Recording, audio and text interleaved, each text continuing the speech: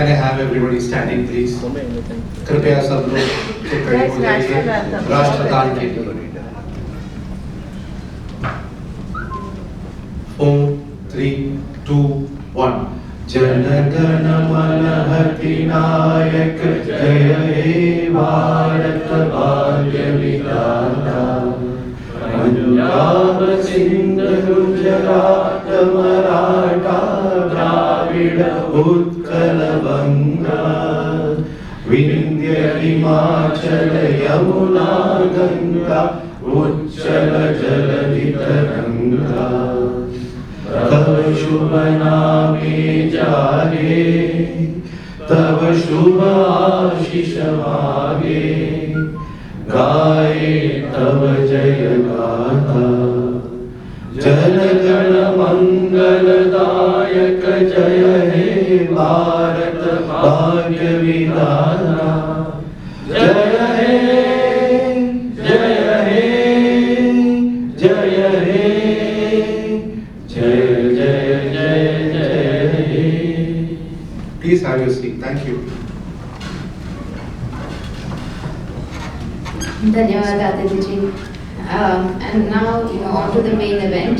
I'd like to start off by inviting on stage Ravikant Mishra ji to talk to us a little bit about the Hindu Economic Forum. But to give you a brief introduction about him, Ravikant ji is a graduate engineer from IIT Kanpur.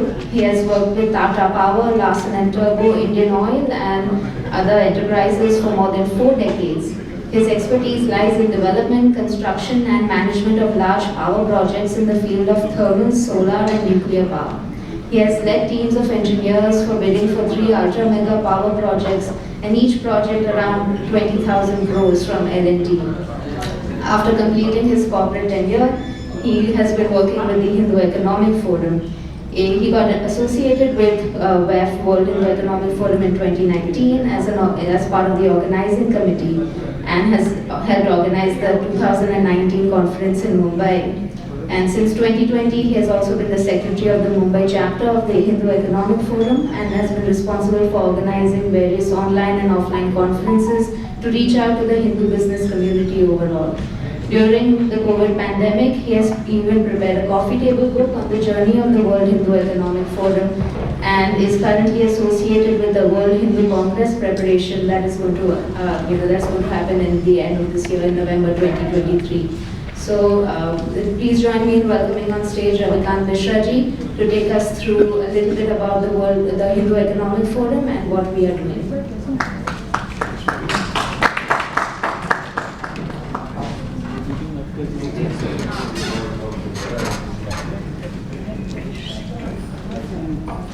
Namaste to all of you. First requirement is कि सब लोग अपना अपना mobile silent mode में रखें और अपनी अपनी जगह में बैठ जाएं।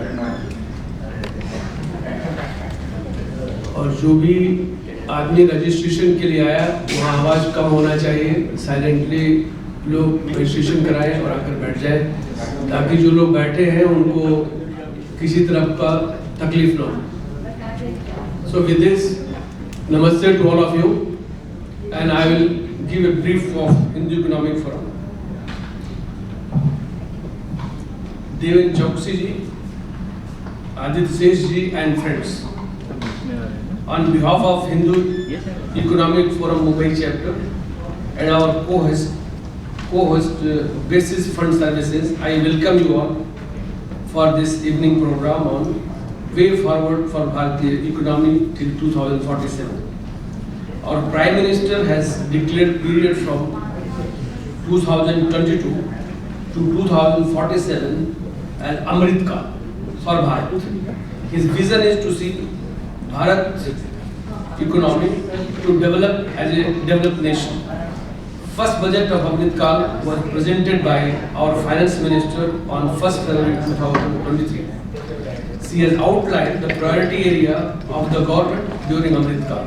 But in order to become a developed nation, a lot of work is needed to be done by the government, by the industry, as well as by the citizens.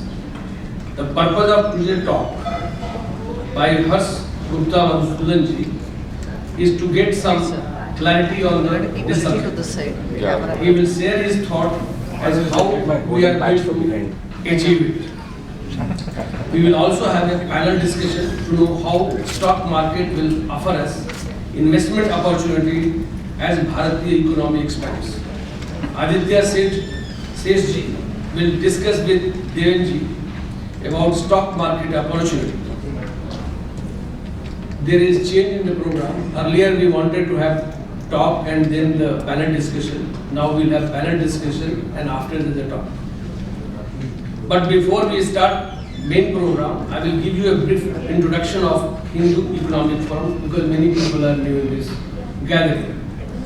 Hindu Economic Forum is a registered NGO and it operates under umbrella of World Hindu Economic Forum, which is Bharat's multinational forum. It has started from Bharat and it has expanded all over the world.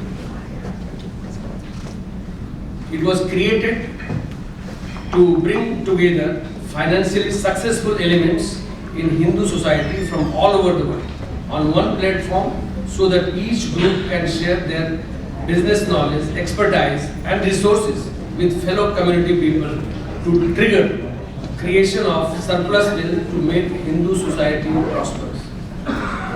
Financially successful people are some of the most intelligent persons, specifically those who have created their own wealth. World Hindu Economic Forum conferences aim to utilize their expertise to help new generation of budding Hindu entrepreneurs so that they also become wealth creators and share their surplus wealth with the society. Our focus is not only to make money but to share with the society. Hindu Economic Forum and World Hindu Economic Forum have been founded by Swami Vivekananda ji, who is a graduate engineer from IIT Kharagpur. After graduation, Swamiji decided to devote his life in the service of Hindu society.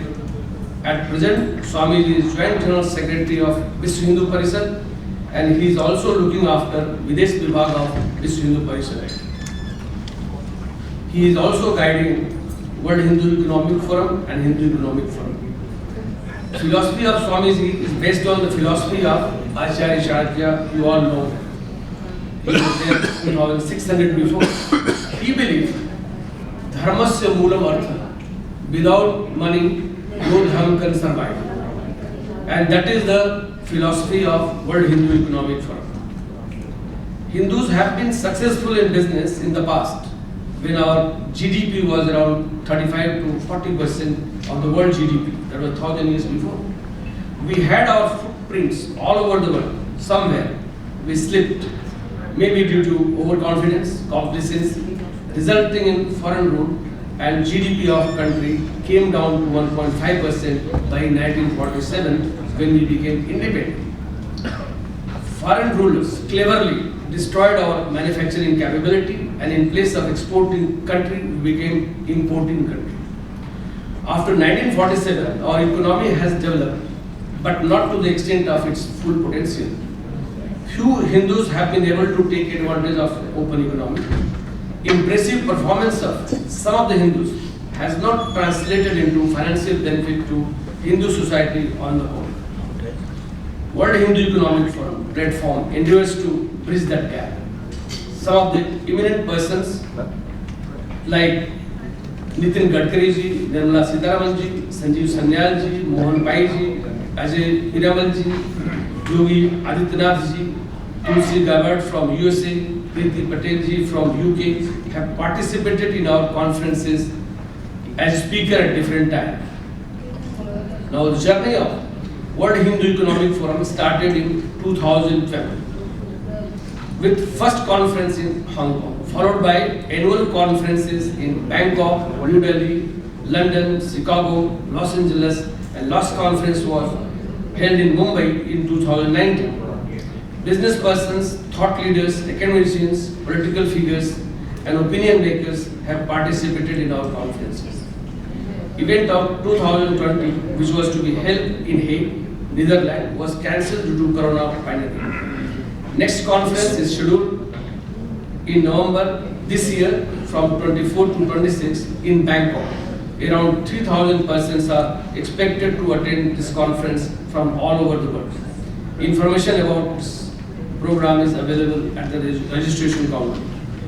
We also have a conference in Udupi, Karnataka from 26 to 27 this year in May. 200 persons are expected to attend this conference. Sanjeev Sanyalji, Mohandas Bhaiji, Sridhar Bambuji, Nirmala Sitaramanji, all likely speakers. Theme of the conference is accelerating inner Bharat. So from having our conferences in the big cities, now we are going back to the small cities so that progress can take place and more Hindus come and join our organizations. At present, Hindu Economic Forum is operating in 13 countries. Each country has its own Hindu Economic Forum. We have around 26 chapters in India for Hindu Economic Forum. Means each Hindu Economic Forum is supposed to have its own chapter.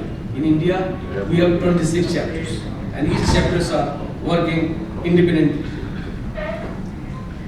And the idea of all the chapters that by end of this Amrit Kal, we should be having one chapter in every major city of India so that we cover most of the Hindu businessmen on our platform and we do business among ourselves. And the objective of Hindu Economic Forum is to make Hindu society prosperous. That can be fulfilled only when more and more people join. So my request is those people who have not joined Hindu Economic Forum should come and join us and take this mission. We are in a mission mode. I mean, we cannot have. In the last 10 years, we have been doing Jagran for Hindus all over the world. Now we are in the ground and we want that more and more people should know what we are doing and they should come and join us. We have got two types of schemes. Some people can pay, attend our conferences. Even if people don't pay, they are welcome to come and attend our conferences and take our mission further. So this is a brief description of Hindu Economic Forum. We have got good website. You can take that from our secretary Puja is here and then see what we are doing. Your suggestions are welcome. Now I request Bindaji to take this program further. Thank you very much. Namaste.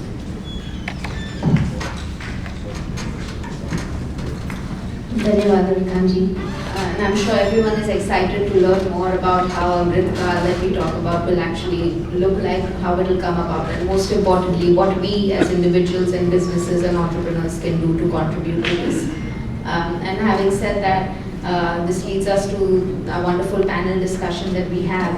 And I'd like to call Raviji back on stage so that he can introduce the panel, the panelists, and also introduce the topic and take us forward from there. Ravikanji.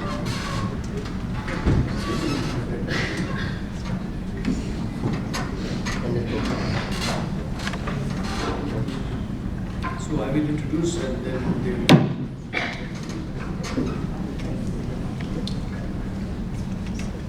So my first introduction is for Devenji. He is CA, is the promoter of Deven Choksey Group and the managing director of Deven Choksey Shares and Securities Private Limited.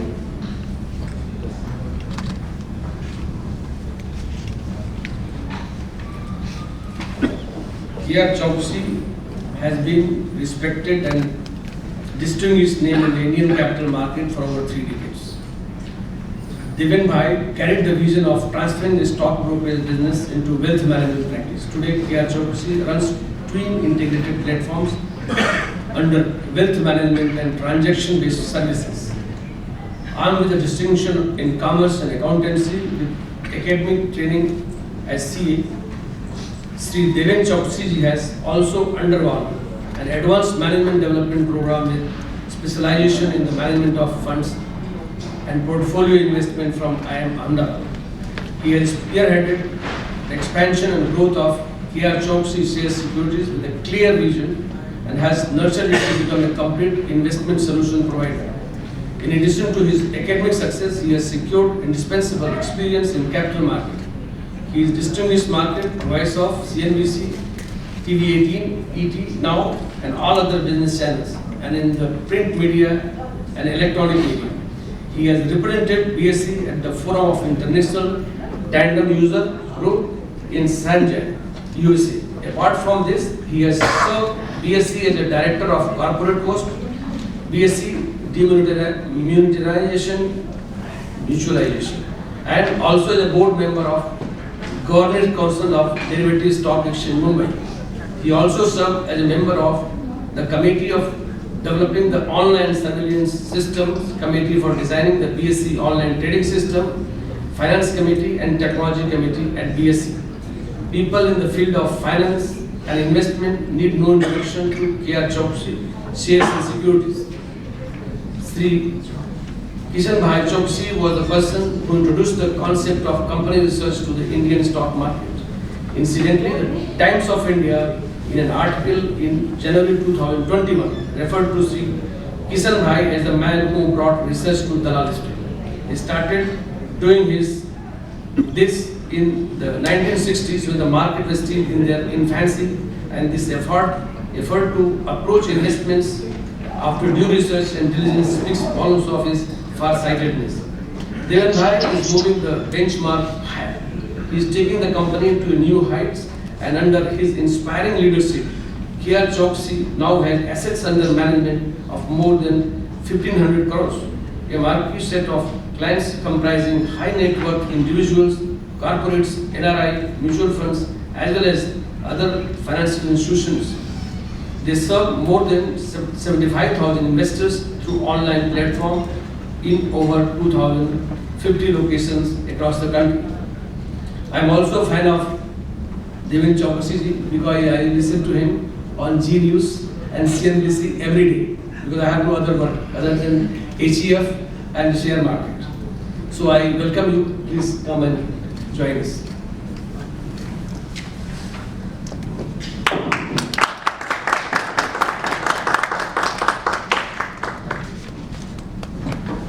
Now I have to talk about Aditya Sesh, whose company is hosting this program.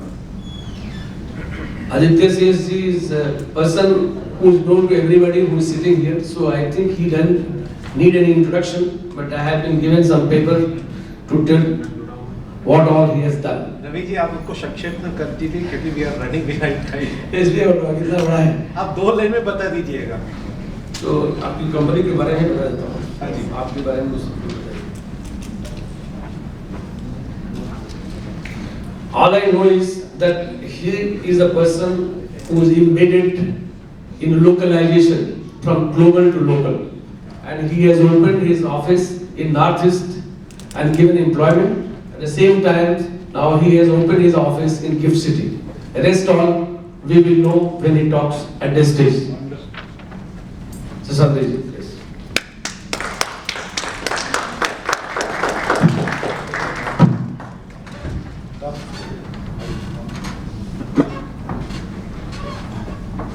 Friends, welcome to this event. As given to you in the introduction, we are talking about an era from Aaj Tak to Amrit Kal, 2047. For the first time in our lifespan, we are talking about 25 years. नहीं तो हर चीज 1-2 साल हम बात कर रहे थे, अब हम 25 साल की बात कर रहे हैं. एंड जब हम कहते हैं कि आगे जाके हम बढ़ने वाले हैं, हमारा अच्छा होगा, अच्छे दिन आएंगे वगैरह वगैरह, हम ये जानते नहीं हैं कि 0C में हम 39% ऑफ ग्लोबल जीडीपी थे, 49%. वहाँ से घट के 36 आए जब मुगल आए, फिर अंडर 1% जब ब्रिटिश गए, और वहाँ से ऊपर के हम 3.5% तक आगे हैं. तो ये कोई नई चीज नहीं है. तो ये मत सोचना कि भाई ये सपना है, will we become 30 trillion 40 trillion, ये सपना नहीं है. हम सिर्फ जहां थे वहां जा रहे हैं. तो ये चीज याद रखना बहुत जरूरी है. ये था एक पॉइंट. और दूसरा था मेरे ख्याल से देवेन भाई 1500 करोड़ के ऊपर कहीं ज्यादा मैनेज करते हैं, बताते नहीं है. तो अब मैं विलंब ना करते हुए इस फायर सेट को स्टार्ट करते हैं. Deven bhai, would you believe that India and Bharat are different? It's a loaded question. Cannot be different from you anyway. Thank you. It's my privilege to be here. Karikanji for those kind words from your side, and Sesh for inviting me to this particular forum. Medium of communication English or Hindi? In English. Whatever suits you. Like you said, India and Bharat. I think for the first time we came to know that we also have Bharat. Up till now, I think we have always been taught India. And this entire process, to my mind, started after this current government came into power.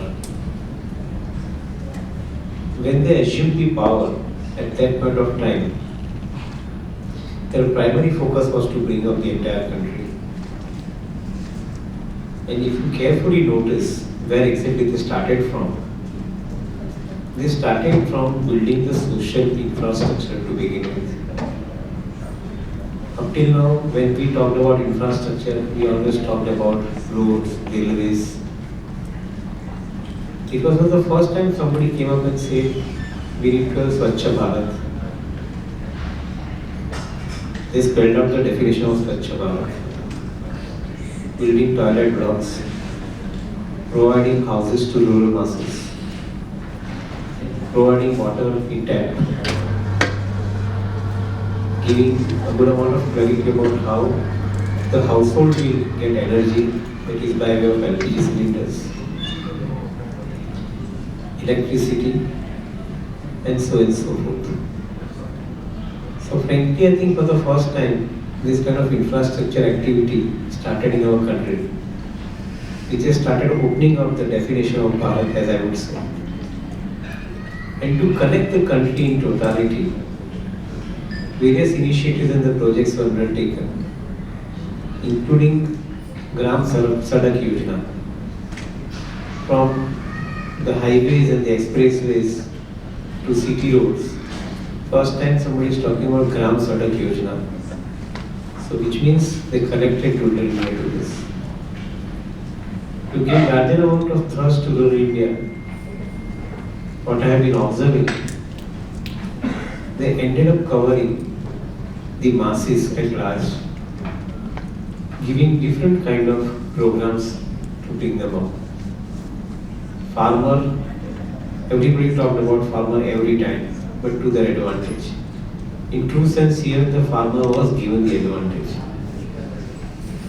Electronic markets, giving them the market price of produce, giving them support for farm production on inputs which are required. They were first thought about. A significant amount of thrust has been laid down on building the Farmers Processing Organization, FPOs. We call them cooperatives. Cooperatives have a beautiful story, and probably I think I wouldn't mind spending some time in giving you one small story out there. In front of my own eyes, I have seen this transformation, so I am sharing this experience with you.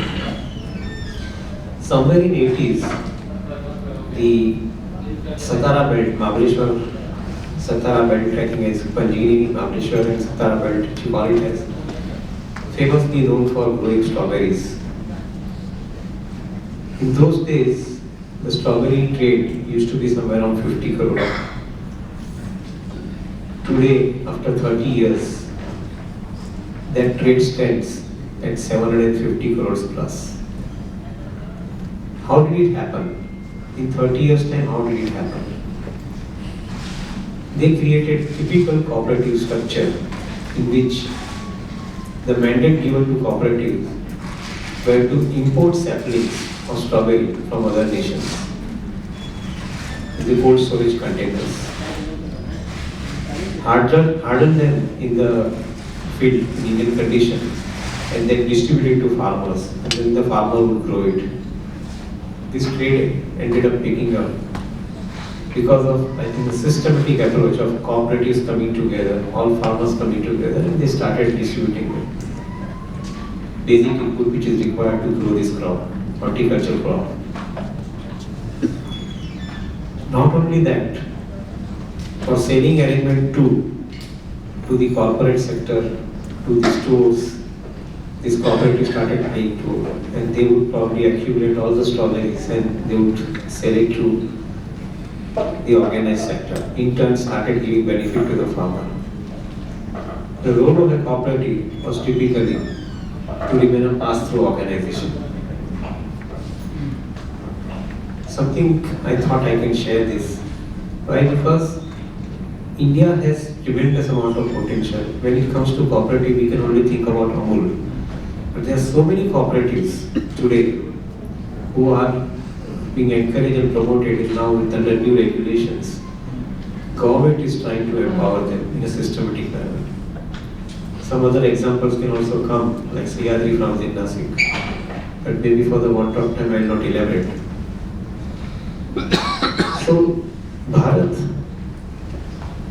has been the subject thought behind this government. Because the 60% plus of our population stays in the rural area, the entire infrastructure is being built in the rural area. And the beauty part is that it has started covering India. The corporate sector, as we know it has, they started getting business because our rural India has started expanding. So in a way, Bharat has produced business for India.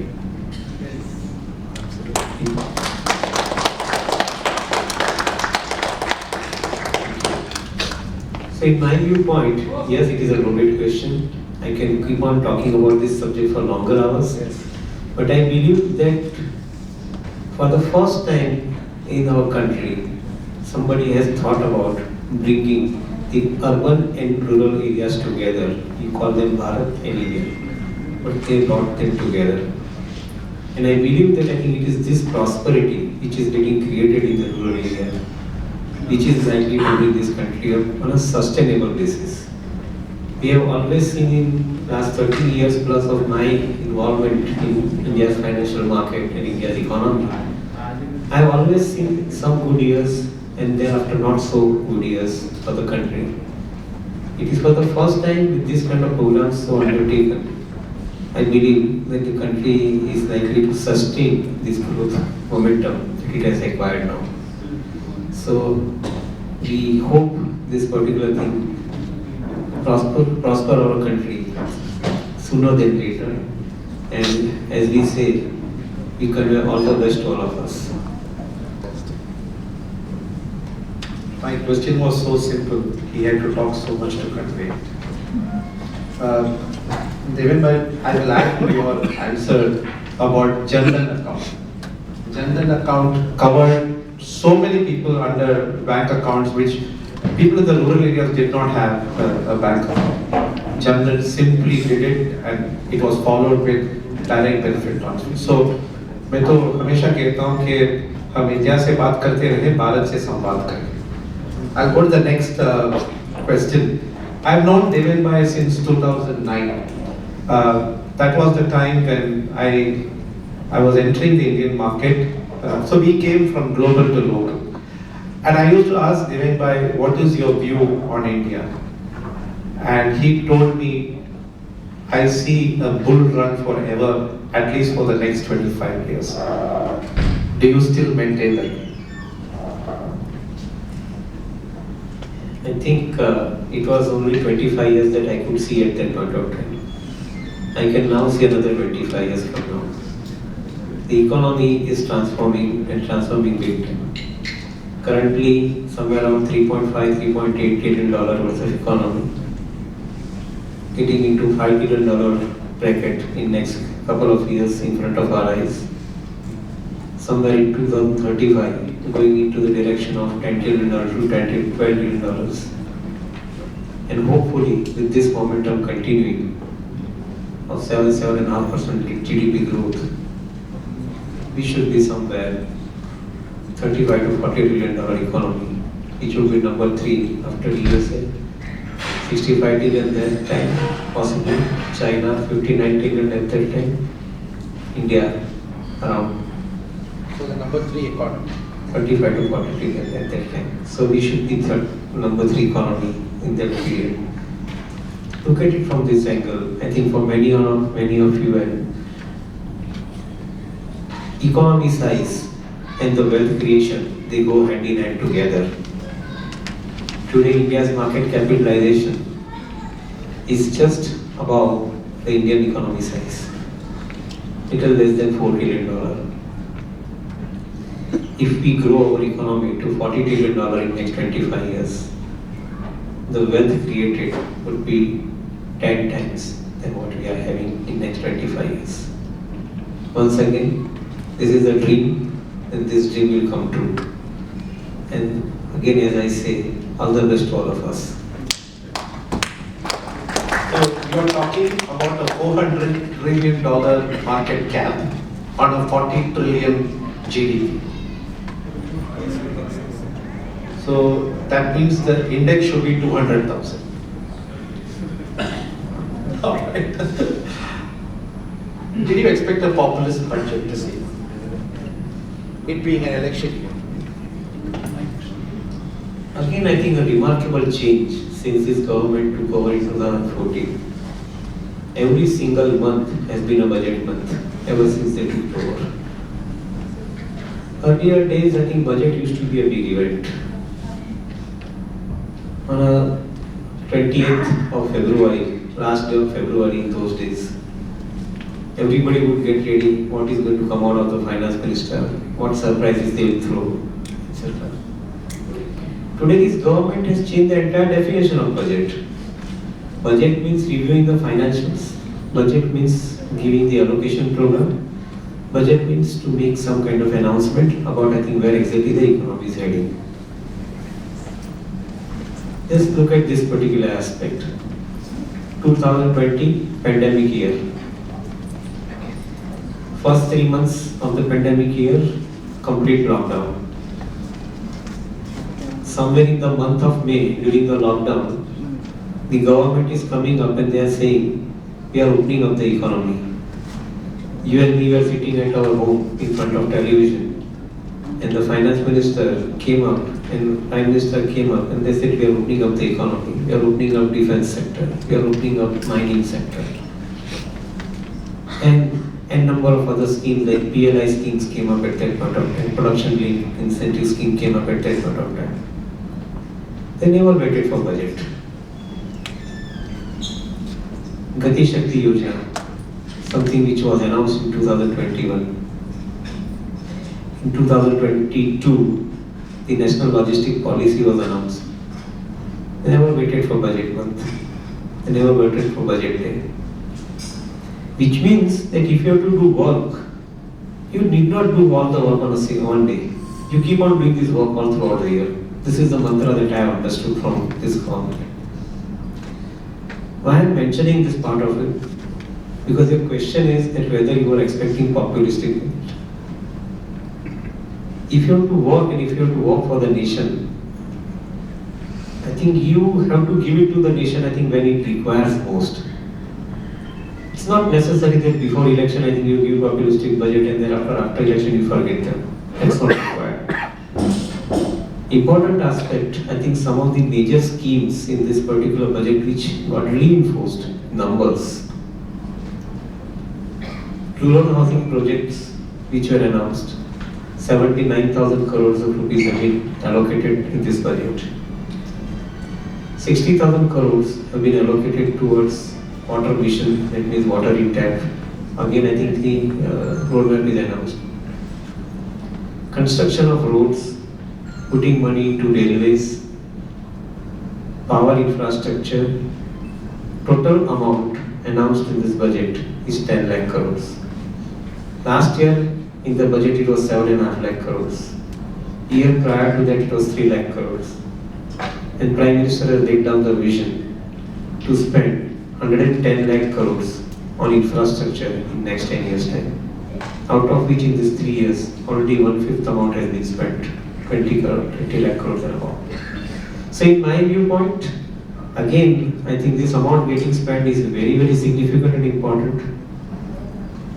Every rupee spent changes hands 7 times. Law of economics. Imagine, I think this 10 lakh crore getting spent. The amount of purchasing power that it is creating is 7 times. When it gets spent 7 times, every person who is so involved in this activity would get money. It's not only the industry who is providing their goods and services. The people working in the industry get their salaries and wages. People who supply material, they get their wages.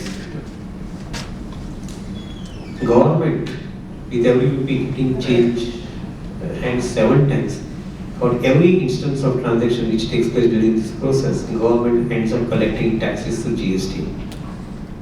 They end up collecting taxes from direct tax because people earn money and they have to spend and they have to pay taxes.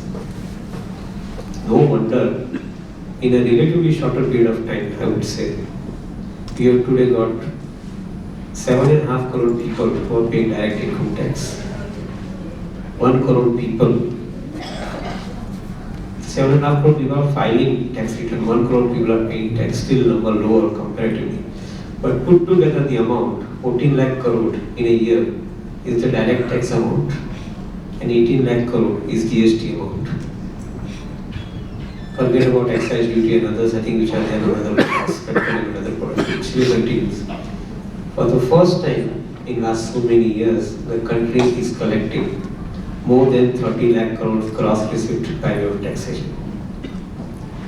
So again, I think with this kind of money coming in, it always goes back into creating the infrastructure. Infrastructure helps people.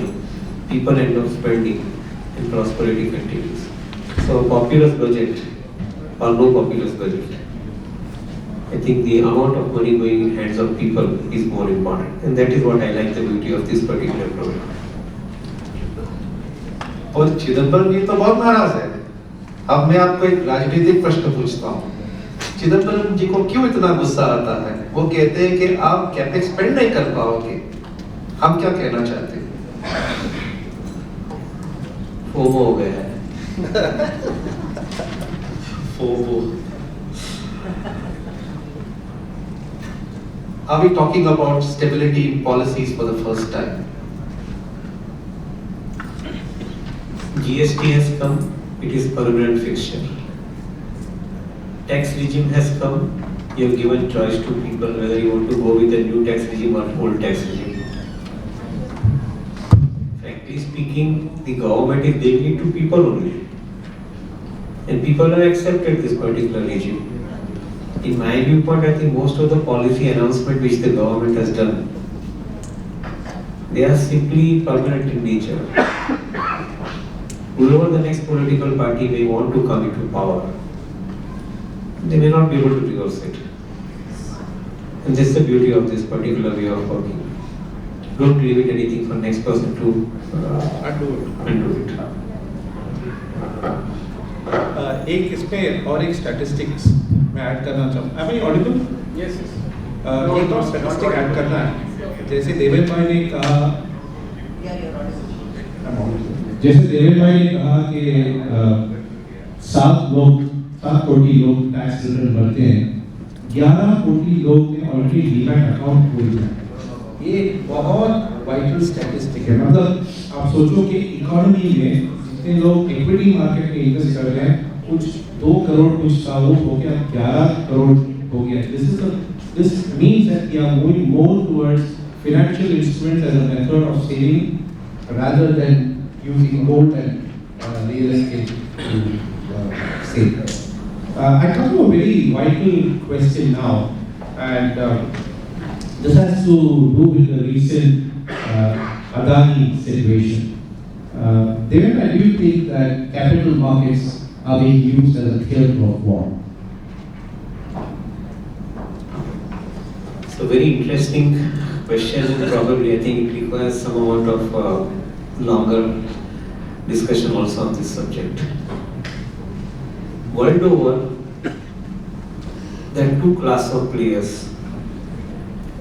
One who is investor and second who is trader.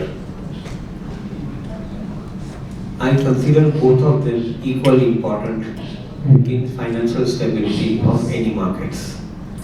So I am not going to pitch one against another, but I feel that both of them are equally important.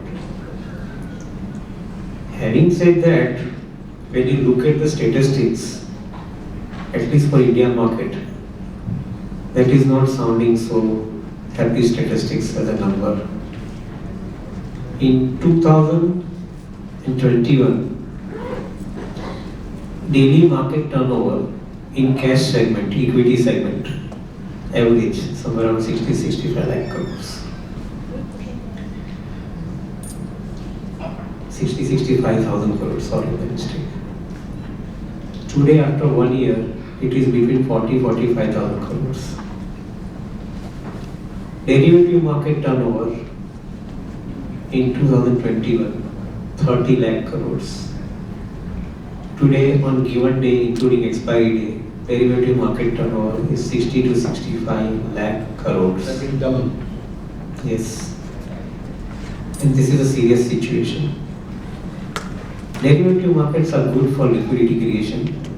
I always believe that forward markets are required in any market for stability.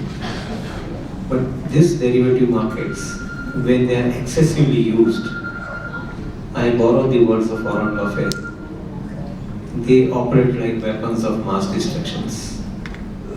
Exactly the same thing is happening currently. If the worst has to happen, is already happening right now. Globally, the traders have started creating the derivative instruments which are completely non-transparent, opaque, and not shared as a disclosure either on the traded platform. Exactly in this situation too, the same thing has happened. Overseas bonds of Adani's were borrowed by the trader for the purpose of shorting in the market. The agenda was very clear. If these bonds are available, you borrow them and you short them in the market, it will have a negative impact on various fronts. One, the shorting of bonds would mean that the bond prices would come down, yield would shoot up. If yield shoots up, I think all the other equations go wrong, including I think providing for the markets. If yield shoots up, I think you categorize yourself into the junk category of bonds, which means that bankers will not fund you for further requirements that you have. A strategically played motive, as can be very clearly seen. Because of this shorting, obviously other markets, India markets, which is a regulated market, where the derivative instruments are monitored by the regulator, this market too ended up getting into spin, and sensitivity would work in such a manner that the shorting would further aggravate. That exactly happened. Prices fell, and I think the kind of sharp fall which happened led to cascading effect. We call it domino effect, which further resulted in alarming the banks and every other rating agencies of the world to look at this entire thing carefully. We all understand capital markets react to every sensitive information that is floated around. Something which was disclosed into the FPO of the company, all those informations were negatively twisted and they circulated this information into the market. A very systematically calculated motive of using non-traded equity instruments, that too into the overseas market, which is not disclosed to the regulator of the country. These are all some of the dangerous weapons which are getting created in the name of financial engineering, in the name of financial instrument, and they work against the entire investors community in general across the world. India is not the only country who is victimized. Probably for the first time this has happened to us. I think we are getting more shocked at this point of time. Rest of the places in the world, they operate like this. In true sense, if you ask me, this is nothing short of white collar mafiaism which happens in the world. Regulators, unfortunately, they are so busy dealing with the subject elsewhere that they hardly realize that this kind of subject can actually upset the entire economy. My whole point and concern is not only one company or a group or an episode like this. I am seriously concerned with this particular aspect.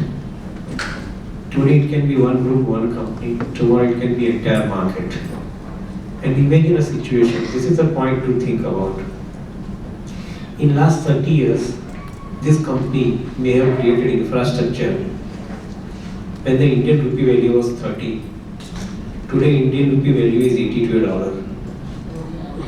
Assuming that I think they have spent average 50 to 55 to a dollar.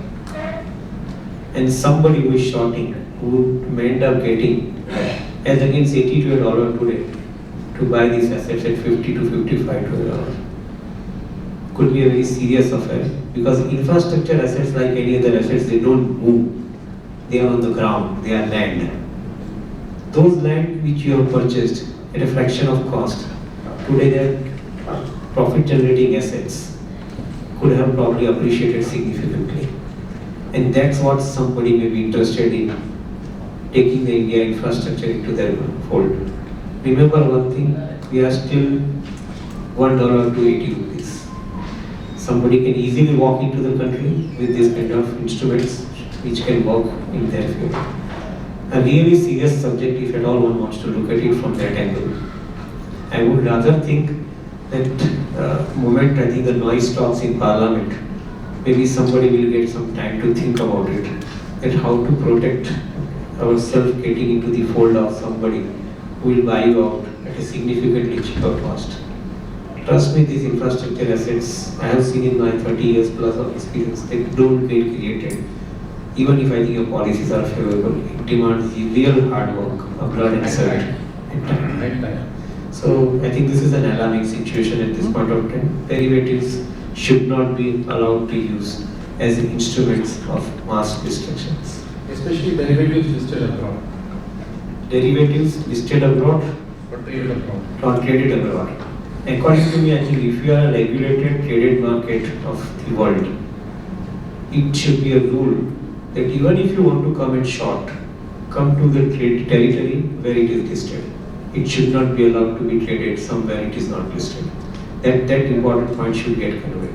Wonderful. So, Deven bhai, you are leading me to another question, which is all entities that operate significant, systemic, important assets should really think seriously why they should be creating instruments abroad.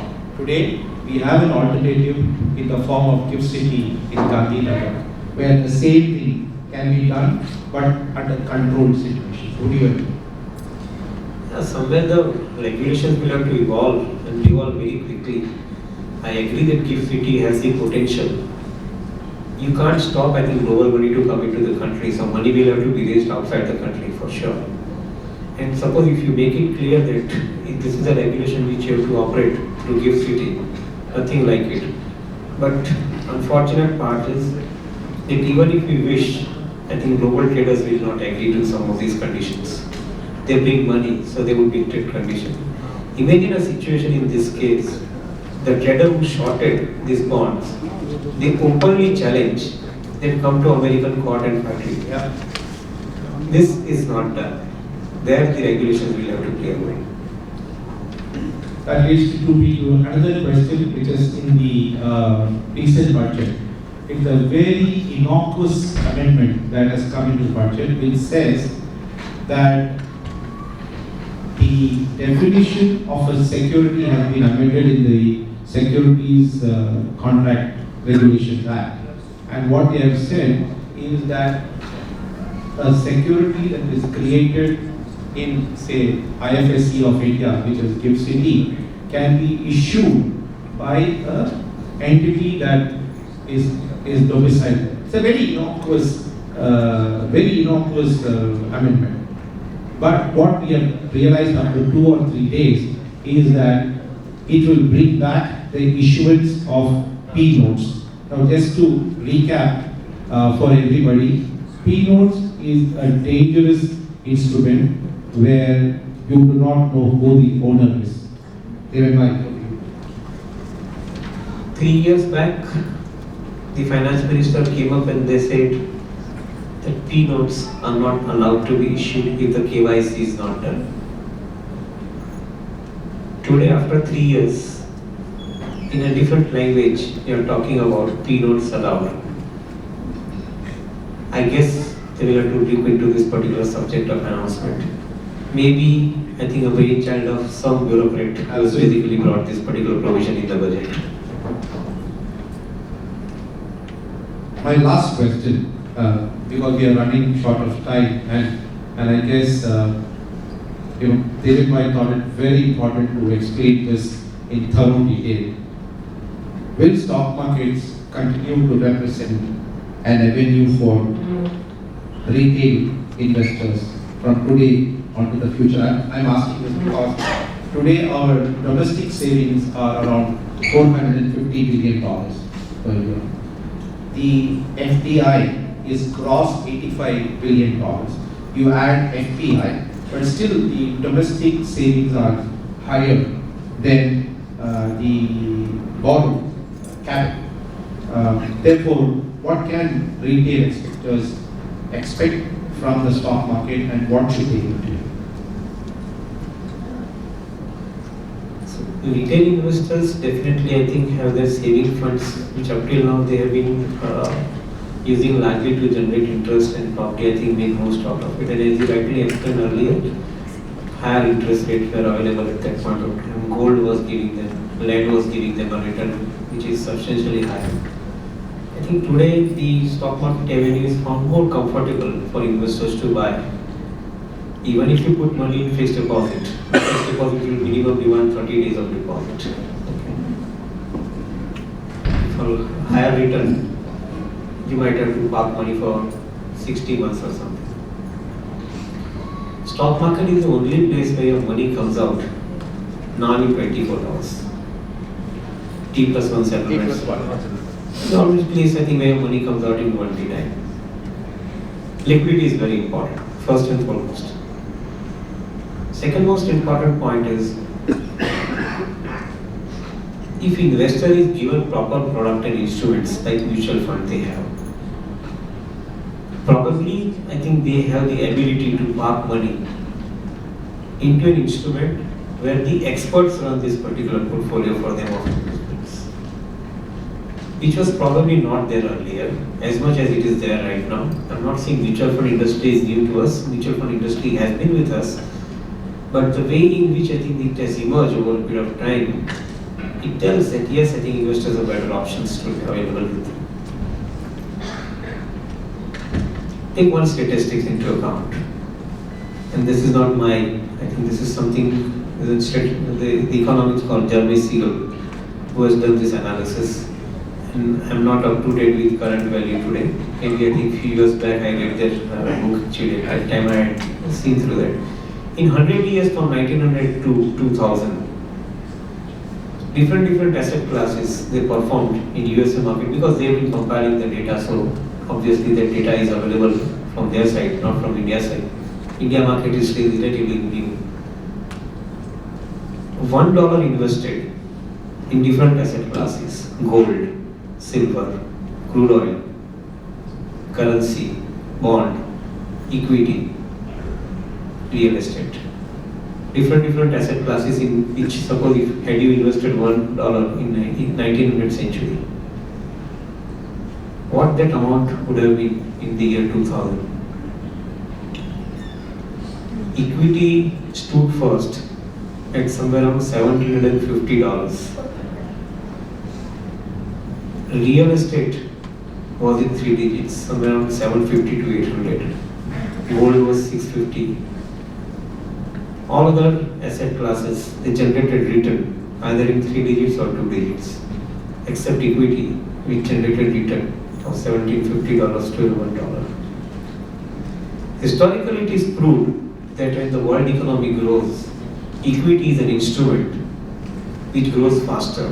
And one of the reasons for which this growth is compounding effect. You invest your saving into the equity, it gets compounded year after year, and it produces return far better than any other instrument. A simple calculation Excel sheet work for somebody if you may be interested. Rupee 100 invested in the year 1, compounded at the rate of 30%. At the end of 10th year, it becomes 1400. Divided by 10, your yearly return is 140%. This figure is from my portfolio between 1990 to 2020.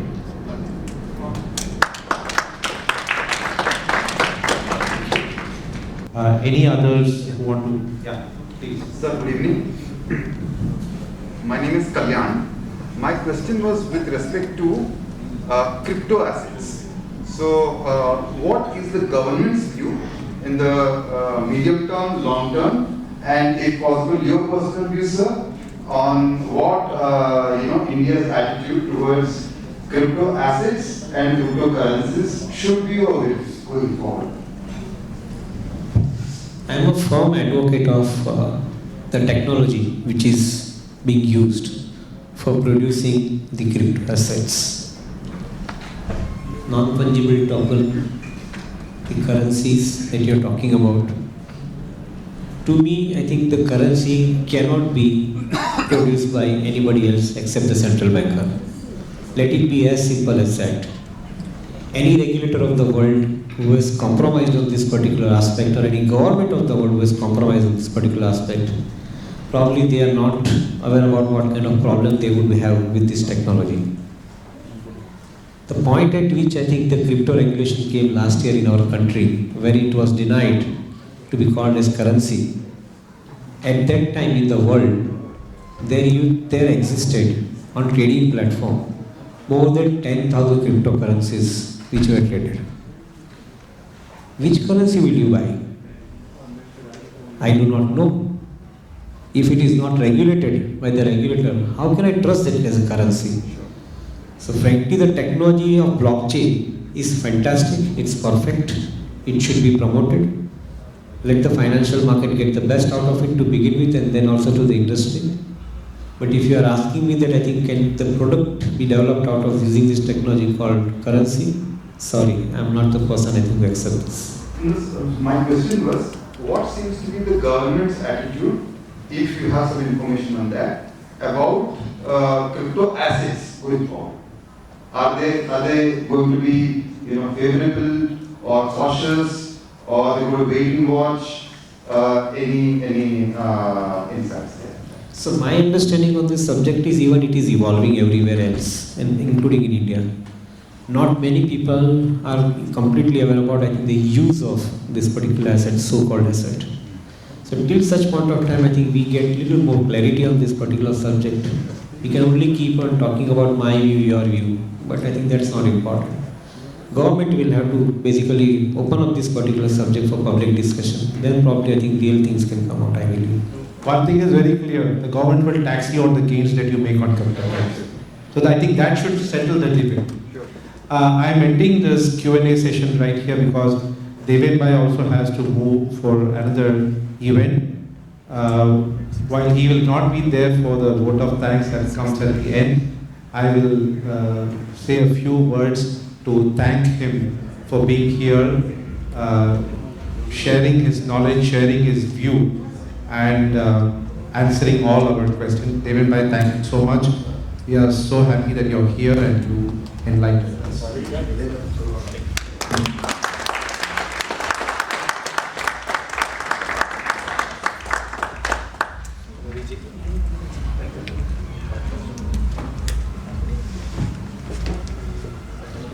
Thank you. After she introduced.